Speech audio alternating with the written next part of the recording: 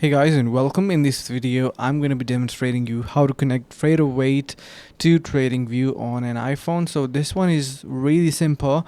What you need to do is simply head over to trading panel. From here you can see you have all of these brokers here. Now before we move forward, you can head over to the link in the description below to get $15 sign up bonus once you simply sign on to the platform using the link in the description below. So do not miss out on that.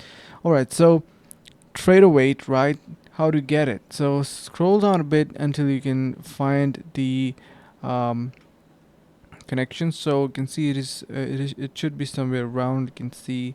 Okay, here we got it. So what you need to do is simply uh, add your Tradovate username and password and simply connect it, and that's how easy it is. Or you can switch to your demo mode or account as well. So that's how simple it is to connect. I hope this helps. See you in the next video.